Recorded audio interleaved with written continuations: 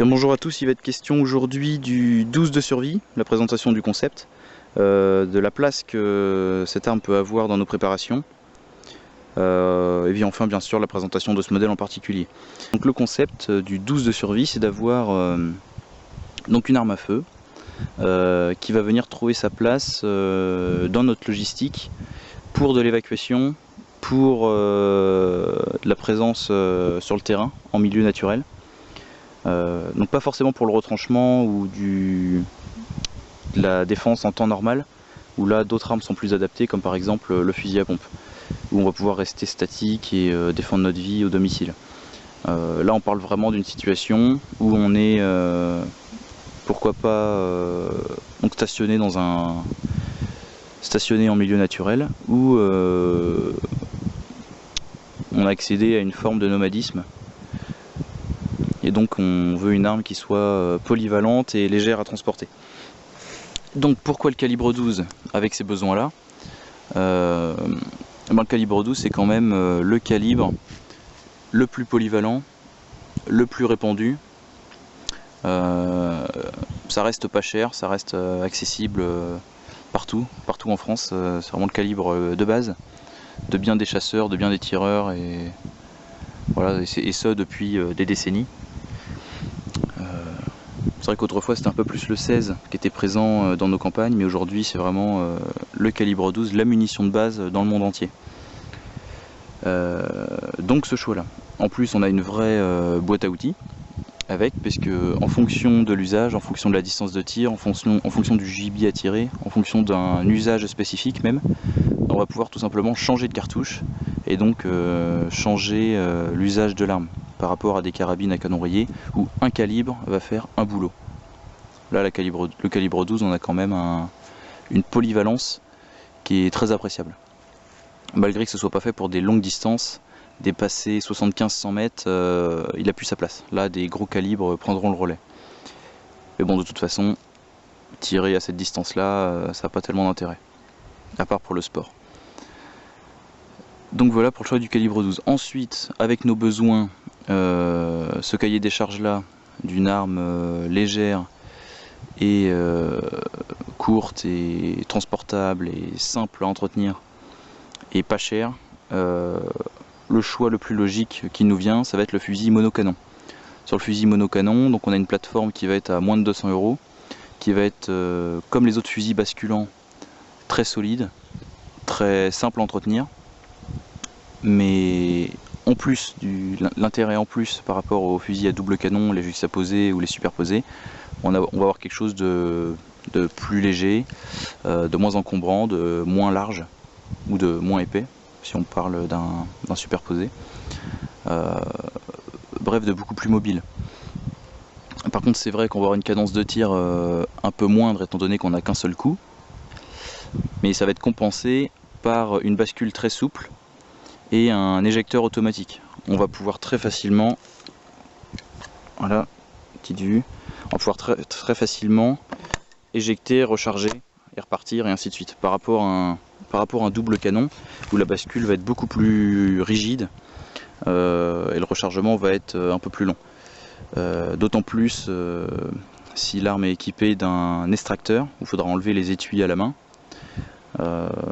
Et en plus il faudra recharger cartouche par cartouche si on n'a pas beaucoup d'entraînement et qu'on n'arrive pas à mettre les deux cartouches en même temps. Donc un monocanon va être très adapté pour tous ces boulots là. Donc ensuite, présentation de ce modèle là en particulier. Donc à la base c'est un Rossi Pumba que j'ai payé 170 € à l'époque, qui doit être un peu dans cette gamme de prix là encore aujourd'hui je pense, même s'il a peut-être un petit peu augmenté, à moins que vous le trouviez d'occasion où là il reste très accessible. Donc à la base c'est un fusil qui est chambré en 12,76, donc calibre 12 chambré Magnum. On va pouvoir accepter toutes les cartouches qui existent en calibre 12, à l'exception des Super Magnum qui font du 12,89, mais de toute façon elles sont assez rares, donc tout va couler dedans. Qui était en plus, donc l'arme est en plus éprouvée pour biacier, donc on va pouvoir vraiment tout tirer à l'intérieur, il va accepter les grosses pressions.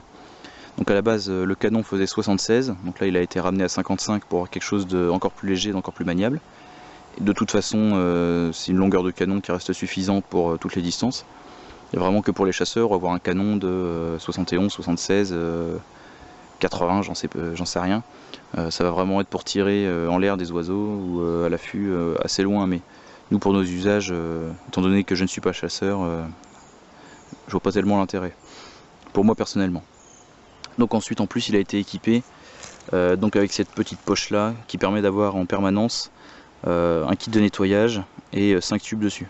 Donc en plus c'est une plateforme sur Scratch. Donc on va pouvoir même changer de plateforme une fois vide, on peut arracher les 5 cartouches et venir en ramener 5 nouvelles en replaquant dessus.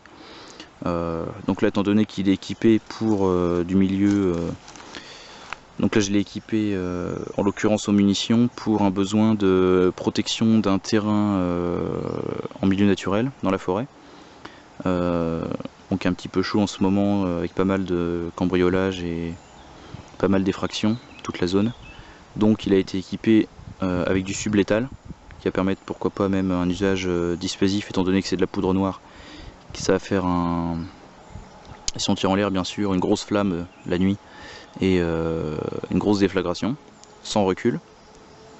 Et après pourquoi pas 2 trappes, 2 cartouches de balle trappe, une légère et une standard, 24 grammes de 7,5 et 28 grammes de 7,5.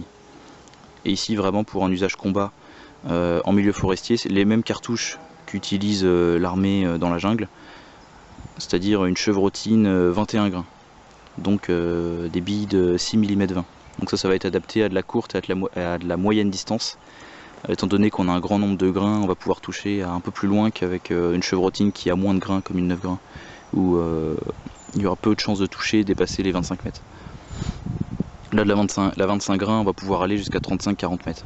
Avec précision, après ça sera, il y aura peut-être moyen de toujours toucher jusqu'à 50-75 mètres, mais vraiment dans un usage effectif, à distance effective, ça sera sur cette plateforme là, dans les 30-35 mètres maximum.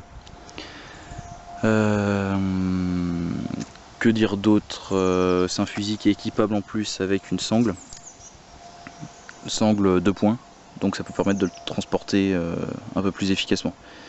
Et étant donné que c'est une arme qui se démonte assez facilement comme tous les fusils basculants, autre choix aussi pour choisir ce type d'arme, on va pouvoir la démonter et la glisser dans notre sac à dos où elle fera pas plus que la longueur du canon, quoi. Tout sera replié et toutes les pièces seront démontées. Alors sur le même concept que mon 12, on peut retrouver un petit peu le même fonctionnement sur une 22 de survie. Au lieu de prendre un 12 de survie, on va prendre une 22 de survie. Donc pourquoi le choix d'une 22 long rifle? Tout simplement, on a ici un calibre également très répandu, très simple à se procurer, pas cher, comme le calibre 12. Donc il va être moins polyvalent, mais qui va être quand même parfait pour l'itinérance, le stockage, l'apprentissage, grâce à sa petite taille et sa légèreté. On va pouvoir transporter des grosses quantités sur nous dans une situation d'évacuation ou d'itinérance, ce qu'on ne pourra pas faire avec du calibre 12 ou si on arrive à 50 cartouches, ça commence déjà à faire un sacré poids par rapport à une petite boîte de 50 munitions qui tiennent dans la main.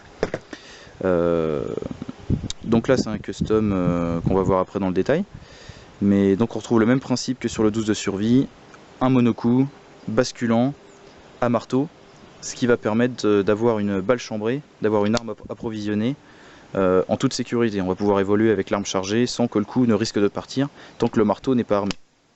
Ce qui est quand même un avantage intéressant par rapport aux armes à marteau interne qui vont s'armer dès qu'on va basculer, et une fois que l'arme sera approvisionnée, la balle risque de partir tout simplement. Alors qu'est-ce que tu as mis comme équipement là sur cette carabine? Donc bien une petite poignée. Ouais. Petite poignée, voilà, ajustable. Pour avoir un peu plus de préhension. Un peu plus de prise éventuellement. Ok. J'ai fait une petite poignée ici, faite maison, avec une petite crosse faite maison, parce que sinon c'est...